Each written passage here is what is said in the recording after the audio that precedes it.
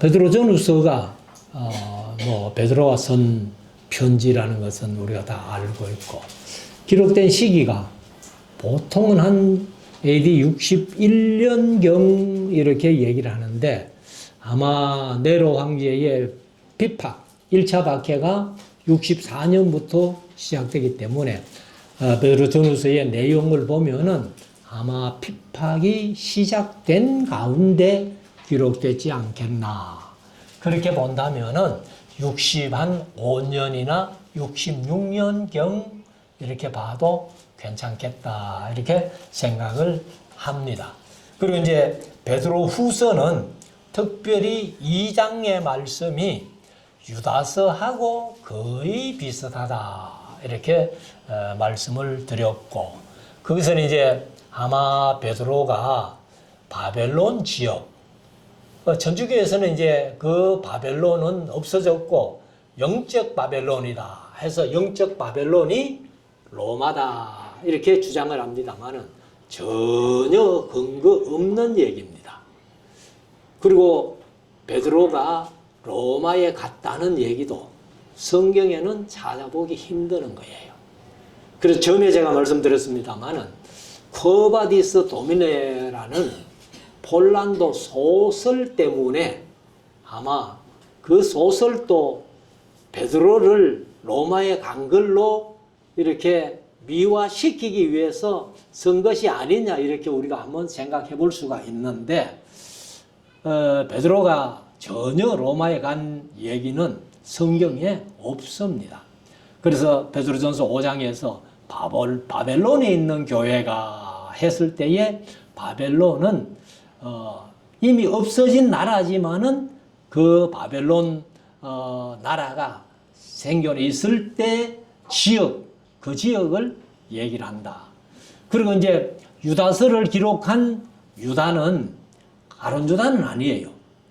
그래서 예수님의 12제자 중에 가룟 유다 외에 또 유다가 한 사람 있는데 누구라고 했어요? 다데오라는 유다입니다.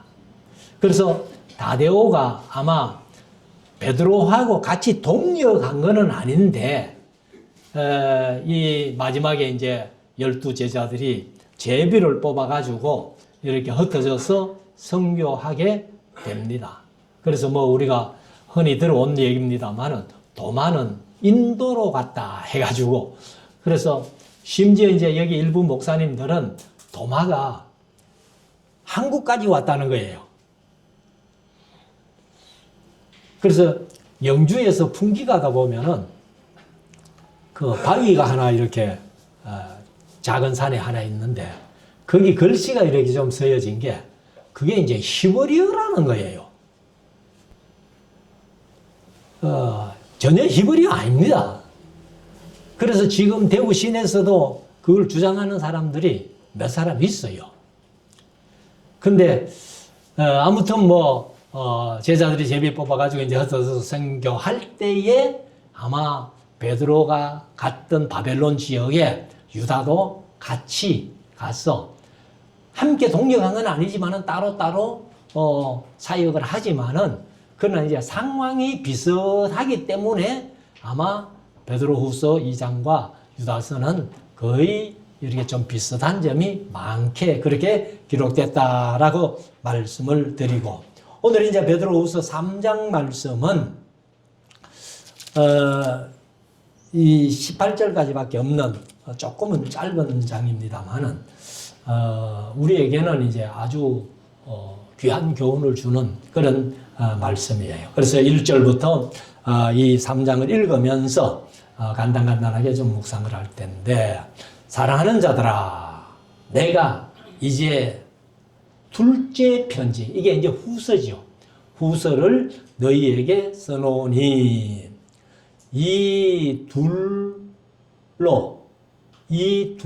하는 것은 전서와 후서. 그래서 베드로전서와 베드로후서 이 둘로, 개역개정은 두 편지로 이렇게 했어요. 그러면 뭐 두 편지나 이 둘로 하면은 베드로전서와 베드로후서라는 것은 우리가 다 이해할 수 있죠. 그래서 이 둘로 너희 진실한 마음을 일깨워. 오늘 제목을 삼았습니다만은 진실한 마음을 일깨워 생각하게 하여 곧 기록하여 곧 거룩한 선지자들의 예언한 말씀과 주 대신 주께서 너희의 사도들로 말미암아 명하신 것을 기억하게 하려 하노라.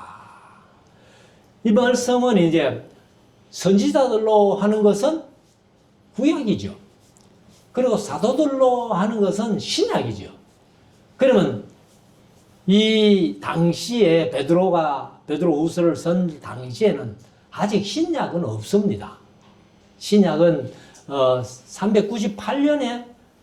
397년에 뭐 그쯤 됩니다만은 칼타고 회의에서 이제 27권이 정경으로 완성되고 채택됐기 때문에 이때는 신약은 없어요.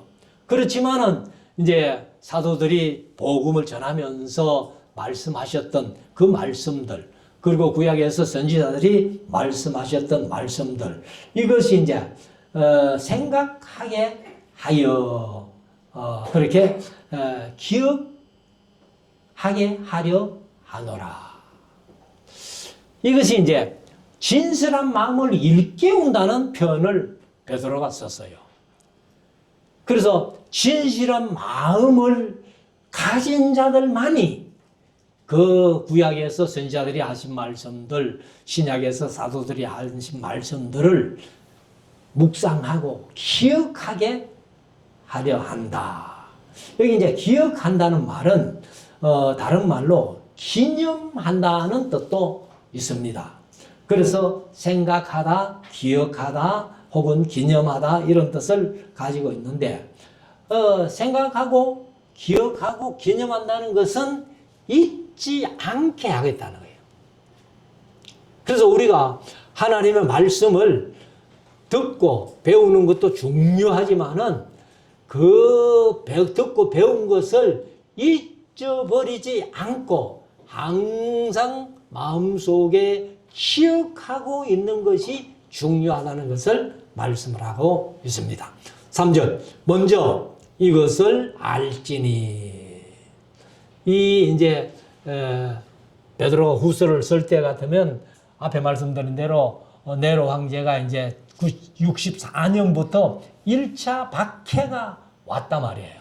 그런 상황에서 이제 많은 사람들이 그 예수 믿는 사람들을 조롱하는, 이제 기롱이라고 표현했습니다만은 조롱이에요. 그래서 먼저 이것을 알지니 말세에 기롱하는 자들이 왔어. 조롱하는 자들이 온다는 거예요. 그러니까 우리가 참 여기에서 이제 베드로가 말세할 때는 사실 예수님 초림부터 재림까지를 말세로 보는 거예요.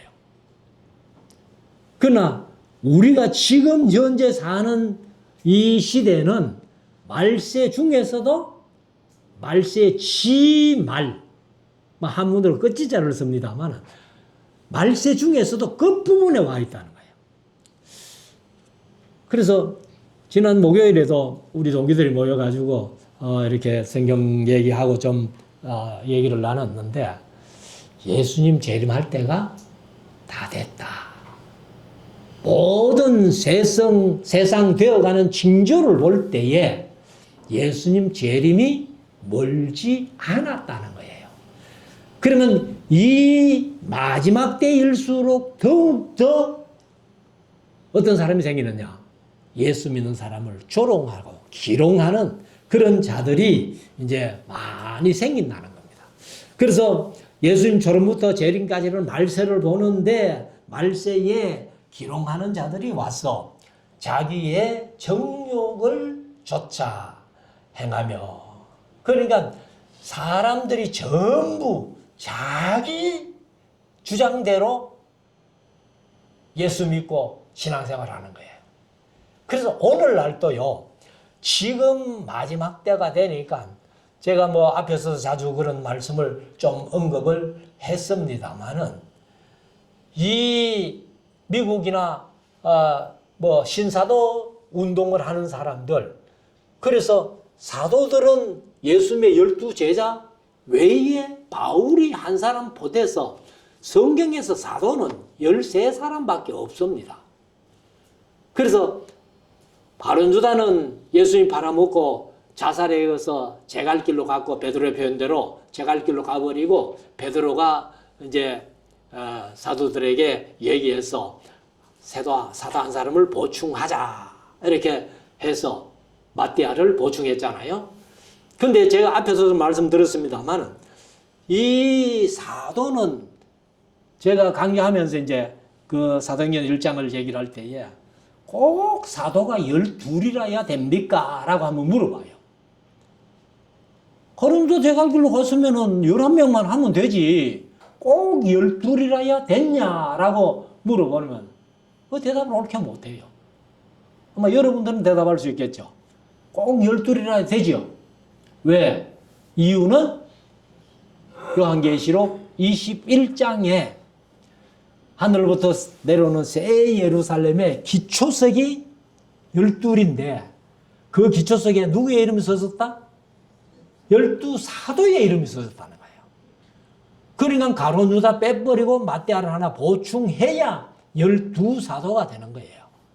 근데 그 12사도 속에는 바울은 안 들어갑니다. 바울은 13번째 사도이기 때문에 그 기초석에 바울의 이름이 없단 말이에요. 그래서 이 하늘부터 내려오는 새 예루살렘이 문이 12이잖아요. 문이 12인데 12문 위에는 누구의 이름이 써졌어요? 12지파의 이름이 써진 거예요. 야곱의 12아들의 이름이 써진 거예요.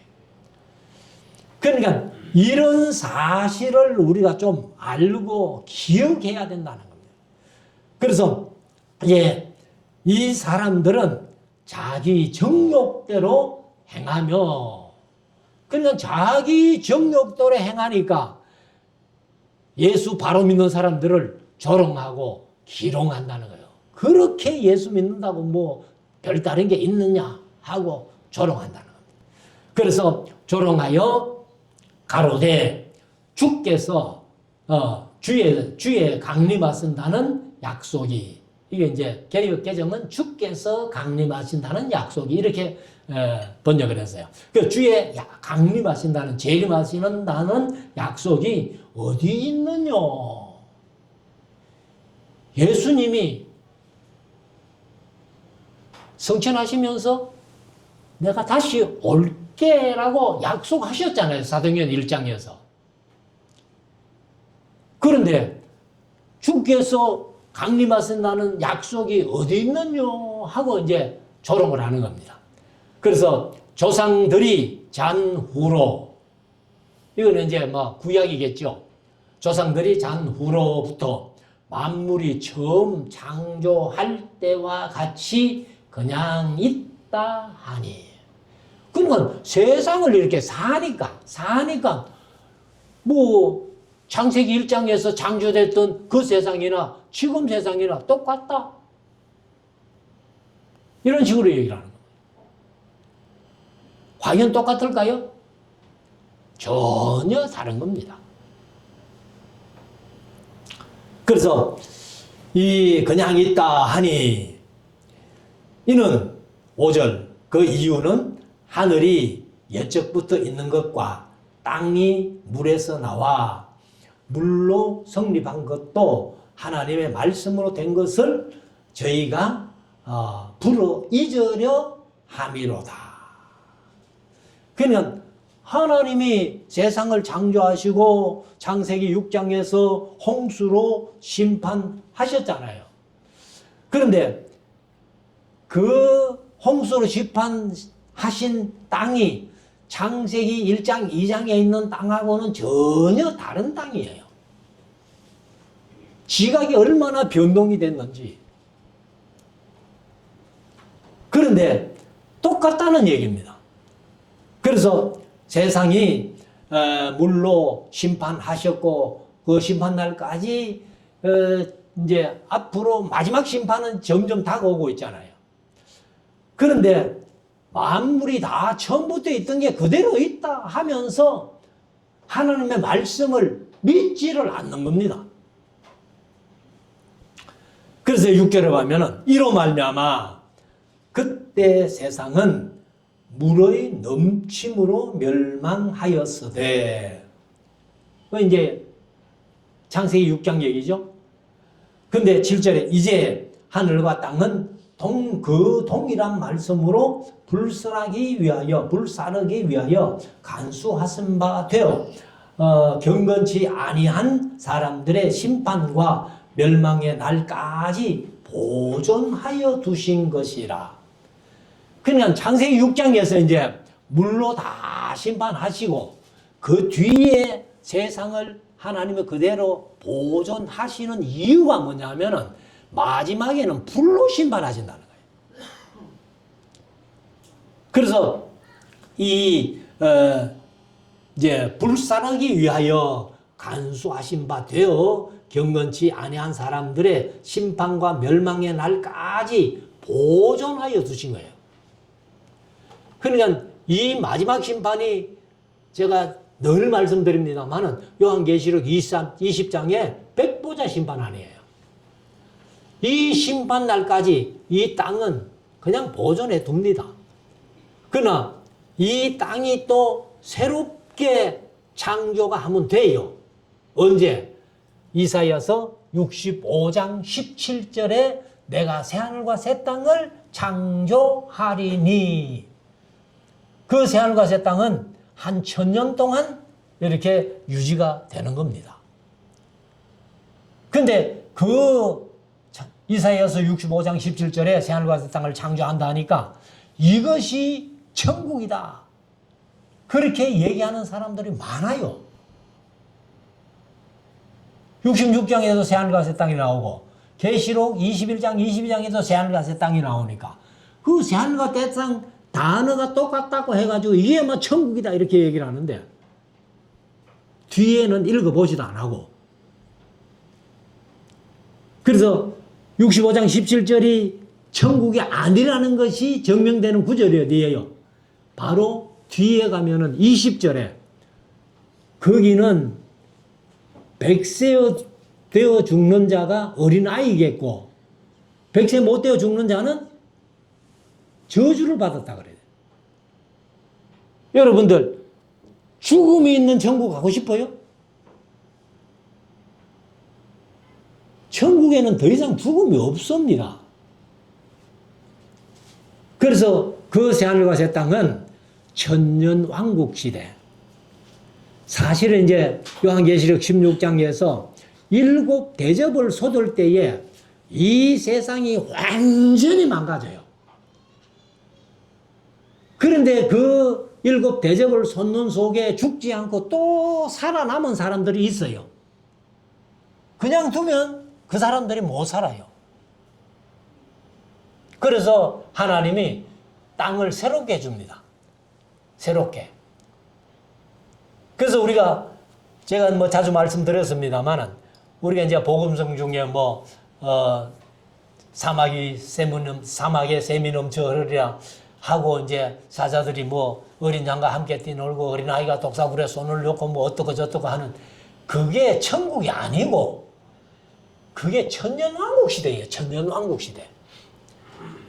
그런데 그 천년왕국은 우리 예수 믿는 사람들과는 관계가 있어요, 없어요? 우리하고는 관계 없습니다. 그래서 믿지 않는 사람들, 그거를 가지고 이제 여호와의 정의는 지상천국이 이루어진다, 이렇게 얘기를 해요. 그래서 아무튼 그날까지 보존하여 주시는 겁니다, 하나님께서.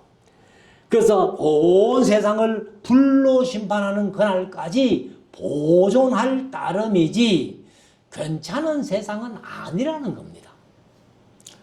8절, 사랑하는 자들아, 주께는 하루가 천년 같고 천년이 하루 같다는 이 한 가지를 잊지 말라. 하나님의 시간 개념은 우리 인간의 시간 개념하고 다르다는 겁니다. 그런데 예수님이 초림부터 재림까지가 말세인데 하나님의 계산은 이틀밖에 안 돼요. 우리는 2000년이다 뭐 이렇게 하지만은, 그래서 이 사실을 잊지 말라는 거예요. 주께는 하루가 천년 같고 천년이 하루 같은 이 한 가지를 잊지 말라. 9절, 주의 약속은 어떤 이의 더디다고 생각하는 것 같이 더딘 것이 아니라 오직 너희를 대하여 오래 참으사 아무도 멸망치 않고 다 회개하기에 이르기를 원하시느니라. 그러나 하나님께서 제각 이 세상을 심판하셔야 되는데 지금도 참고 계신다는 거예요. 왜? 한 사람이라도 더 회개하고 구원 얻는 자가 있기 위해서. 그래서 우리가 사실은 이때를 놓치면은 이사야서에 말씀하신 대로 보라 지금은 은혜 받을 만한 때요. 보라 지금이 바로 구원의 날이다. 내가 뭐 세상 살면서 한 80년 90년 산다고 해가지고 그 때가 영원한 것 아니에요. 기회에 있을 때 이때가 바로 중요한 때라는 것을 우리가 항상 기억하면서 살아가야 되겠습니다. 그래서 베드로가 이제 이 후서를 쓸 때에 사람들이 뭐라고 하는가 하면은 예수님 빨리 오신다고 해놓고 뭐 안 오시네. 안 오시니까 뭐 그거 약속이 틀린 거 아니냐. 이렇게 얘기를 한다는 겁니다. 그래서 하나님께서 계획하신 것은 예정된 사람이 다 구원 얻도록, 세상 모든 사람 다 구원 얻는 건 아니에요. 마태복음 1장 23절에 아이를 낳으리니 아들을 낳으리니 이름을 예수로 하라. 이는 그가 자기 백성입니다. 모든 사람이 아니고 자기 백성을 저희 죄에서 구원할 자이심이니라. 그러니까 모든 사람이 아니고 많은 사람이다. 이렇게 말씀을 드립니다만은, 아무튼 이제 하나님께서 오래 참으사 많은 사람이 구원 얻도록 그렇게 원하신다. 이렇게 말씀하십니다. 10절. 그러나 주의 날이 도적같이 오리니. 사실 믿지 않는 사람들에게, 준비 안 된 사람들에게는 도적같이 와요. 그러나 믿는 사람들은 도적같이 예수님이 못 오십니다. 안 오십니다. 미리 다 징조를 보여주셔요.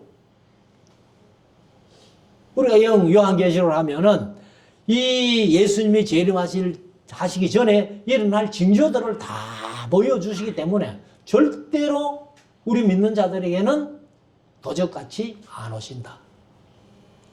그래서 주의 날이 도적같이 오리니, 이거는 믿지 않는 사람들. 그런 그 날에는 하늘이 큰 소리로 떠나가고 체질이 뜨거운 불에 풀어지고 땅과 그 중에 있는 모든 일이 드러나리로다.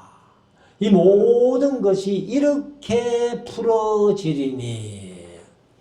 이걸 보면은 우주를 하나님께서 창조하시고 이 우주의 구성 요소들이 불에 녹아 해체되고 혼잡하게 된다. 이렇게 말씀을 하고 있습니다.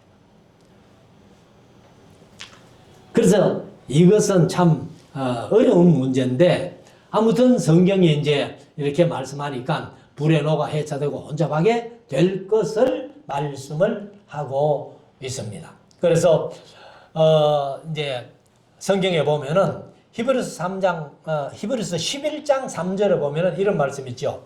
믿음으로 모든 세계가 하나님의 말씀으로 지어진 줄을 우리가 아나니 보이는 것은 나타난 것으로 말미암아 된 것이 아니니라. 보이는 것은 나타난 것으로 말미암아 된 것이 아니라는 거예요.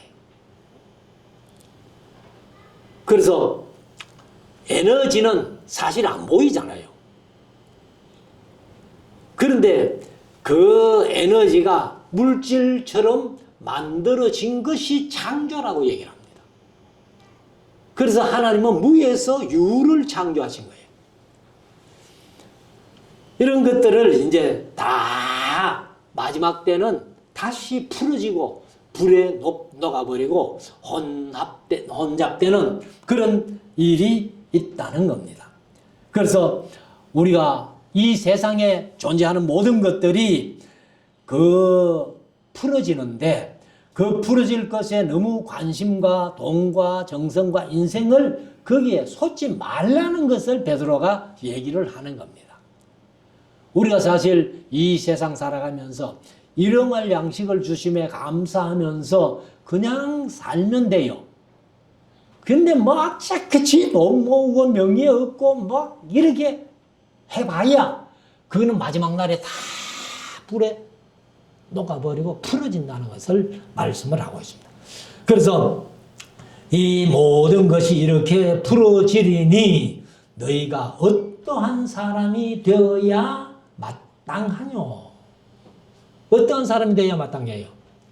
하나님의 말씀대로 살고 하나님의 말씀대로 순종하면서 하나님의 영광 나타내면서 주의 이름이 거룩히 여김을 받으실 수 있는 삶을 사는 것이 성도의 도리가 아니냐, 이 말씀을 하고 있습니다.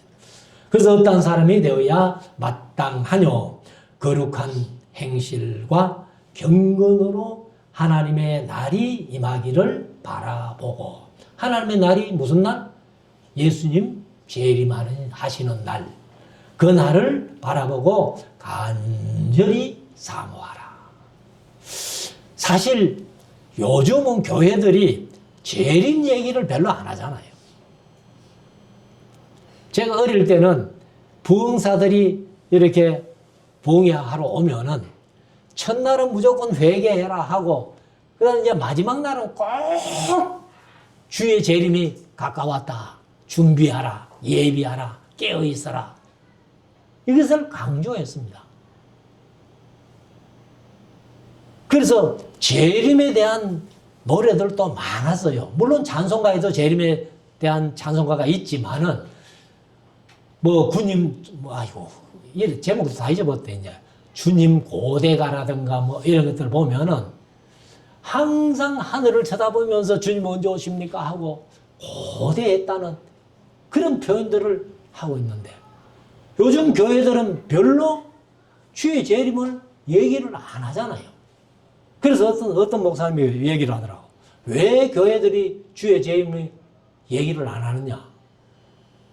예수님 지금 오시면 안 되잖아요. 그 말이 무슨 말인가 하면, 지금 오시면 우리가 누리고 살아야 될 시간을 뺏기잖아요. 그래서 예수님 재림하시면 안 된다는 겁니다. 세상에 사는 것이 좋아가지고. 여러분들 세상 사는 게 좋아요? 예수님 재림하셔가지고 천국 가서 천국에서 영원히 누리는 게 좋아요? 그러니까 신앙이 이게 뭔가 잘못되어 가고 있다는 겁니다. 그래서 그 날이 임하기를 바라보고 간절히 사모하라. 그날에 하늘이 불에 타서 풀어지고 체질이 뜨거운 불에 녹아지려니와. 풀어지고 녹아지고 완전히 에너지로 화할 수 있다는 건데, 우리는 그 약속대로 의가 거하는 바 새하늘과 새 땅을 바라보도다. 이게 이제 새하늘과 새 땅이 천국이에요. 그래서 이사야서 65장 17절의 새하늘과 새 땅은 천국이 아니라는 것이 20절에서 밝혀졌고, 여기서 이제 새하늘과 새 땅을 바라본다는 것은 우리가 사모하는 바 그 자체라는 겁니다. 그래서 여기 이제 새하늘과 새 땅 할 때에 우리는 뭐 새하늘, 새 땅, 새 것은 다 똑같이 새 것밖에 없잖아요. 새 하면은 뭐 영어로는 그냥 new 이렇게 얘기를 하는데, 제가 이제 헬라어를 가끔 뭐 이렇게 말씀을 합니다만, 헬라어에는 새가 두 가지입니다. 하나는 뭐냐 하면은 카이노스라는 새 것이 있어요. 카이노스. 그리고 하나는 네오스라는 새 것이 있습니다. 그래서 이 카이노스는 이제 어떤 건가 하면은 지금까지 존재해 왔던 것과 비교해 볼 때에 질적으로 새로운 것. 그러니까 이 천국과 이 땅을 비교할 수 있겠어요? 완전히 질적으로 다르다는. 여기 세는 카이노스를 썼어요. 그리고 이제 네오스는 뭐냐 하면은 이 아직까지 없었던 것이 막 그 모습을 드러내는 것. 이런 것들을, 그래서 카이노스 하면은 질적으로 새로운 것. 그 다음에 네오스 하면은 그냥 같은 종류인데 이거 쓰다가 새 거 쓰자. 그럴 수 있잖아요. 그 세예. 그래서 헬라어를 보면은 이제 이렇게 뭔가 좀 확실하게 알 수 있다는 겁니다. 네.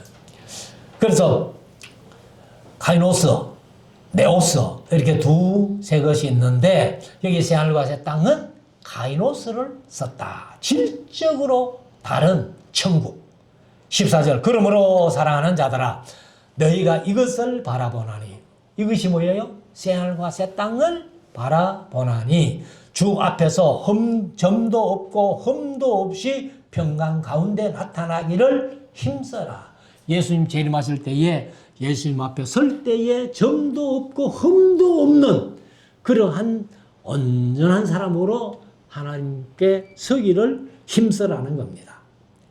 그래서 여기 이제 베드로후서에는 힘써 혹은 힘써라는 말이 한 4번 정도 이렇게 나오는데 1장 5절에 힘써, 1장 10절에 힘써, 1장 15절에 힘써, 그리고 이제 여기 3장 14절에 힘써라 이렇게 나오는 겁니다. 그래서 이 힘쓰고 힘써라는 것은 우리 자신의 구원을 위해서가 아니라 성장과 성화를 이미 이제 구원은 받았잖아요. 그런데 성장과 성화를 위해서 부단히 힘쓰고 노력해야 할 것을 말씀을 하고 있습니다. 15절 또 우리 주의 오래 참으심이 구원이 될 줄로 여기라. 우리 사랑하는 형제 바울도 받은 지혜대로 너희에게 이같이 썼고 바울도 이런 이제 종말에 대한 문제들을 많이 기록을 했다. 이렇게 얘기를 합니다. 그러면서 16절에 또 그 모든 편지에도 이런 일에 관하여 말하였으되 그 중에 알기 어려운 것이 들어있으니 무식한 자들과 구세지 못한 자들이 다른 성경과 같이 그것도 억지로 풀다가 스스로 멸망에 이르느니라. 그래서 여기 이제 억지로 푼다라고 그렇게 말씀을 하고 있는데 스트레블로 하는 헬라어인데 이것은 비비 꼰다는 얘기입니다. 그래서 우리가 꽈배기 있잖아요. 꽈배기처럼 말씀을 꼬는 거예요. 그걸 억지로 푼다고 그렇게 번역을 했습니다. 그래서 여기 이제 스트레블로라는 말이 왜곡하다, 곡해하다, 뒤틀다, 꼬다, 고문하다. 하나님의 말씀을 기록된 원목적대로 보려고 애를 쓰지 않고 뭔가 이렇게 억지로 불면서 비비 꼬아가지고 그렇게 한다는, 왜곡을 한다는 겁니다. 여러분들 뭐 우리나라가 일본이 역사 왜곡한다고 그렇게 떠들고 있잖아요. 그 왜곡은 안 됩니다.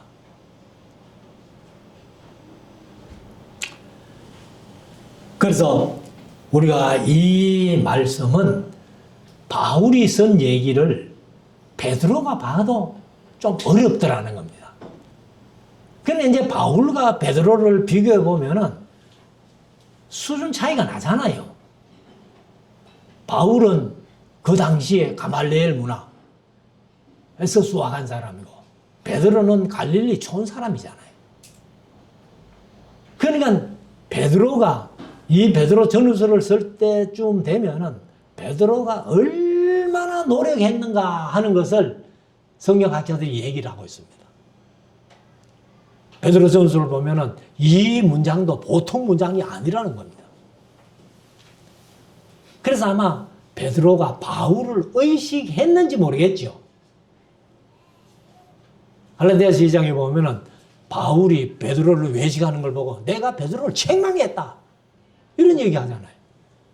그러니까 바울에게 책망들은 베드로가 자존심이 상할 거 아니에요. 어? 내가 그래도 예수님의 제자 중에 수제자인데.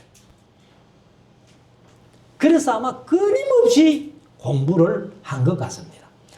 자, 17절. 그러므로 사랑하는 자들아, 너희가 이것을 미리 안즉 부부한 자들의 미혹에 이끌려 너희 굳센 데서 떨어질까 삼가라.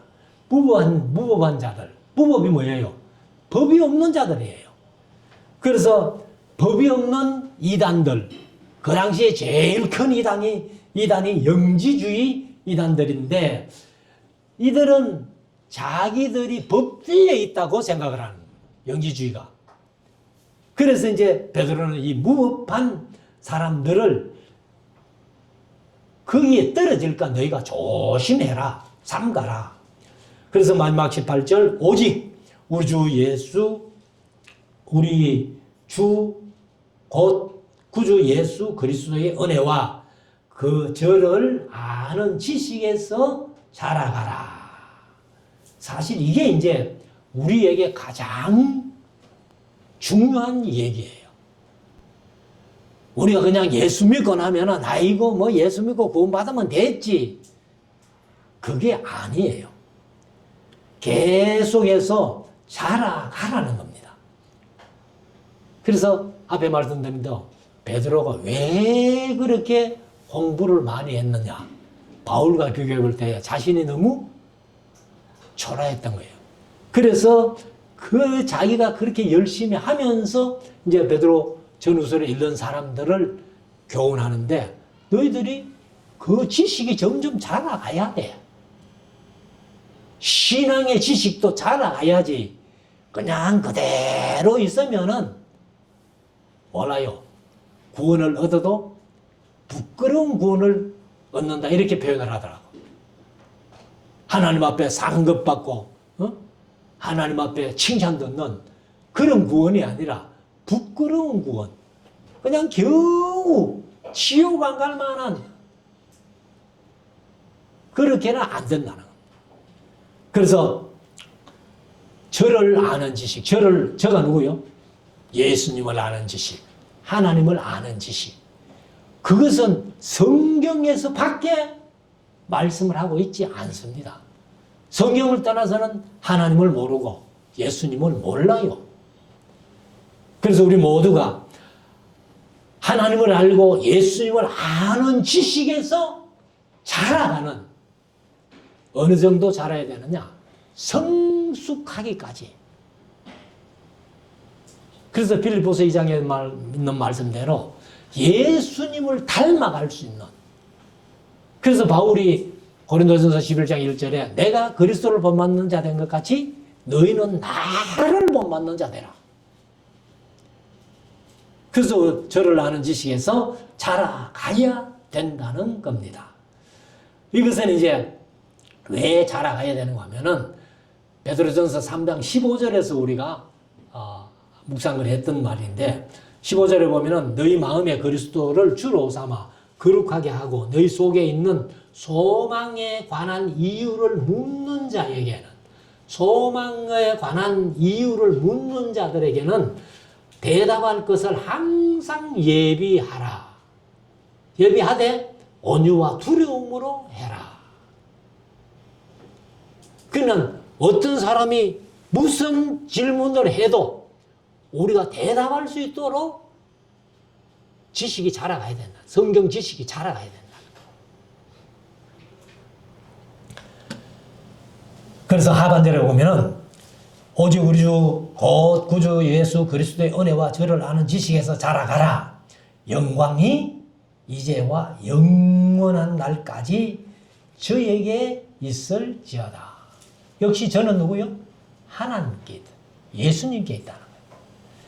그래서 모든 영광이 영원한 날까지 하나님께, 예수님께 있을지어다. 이렇게 표현을 합니다.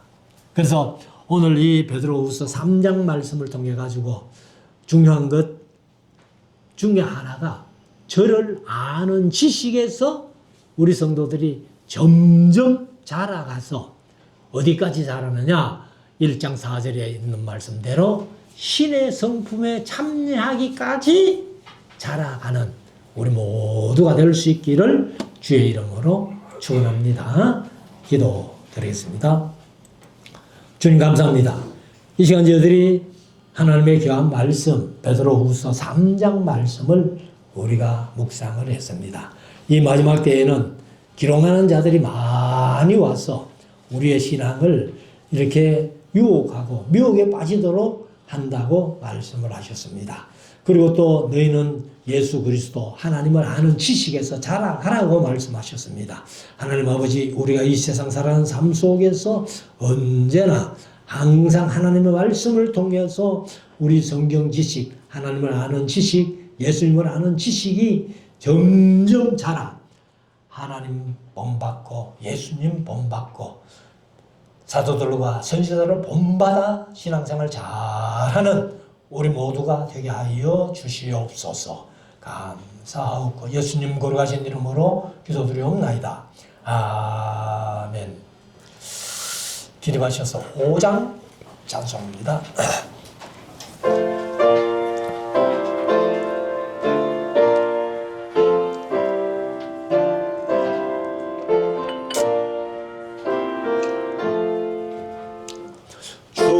주성부 성조 성령께 보천송어리며 어제와 오늘 영원히 불영광 돌리세.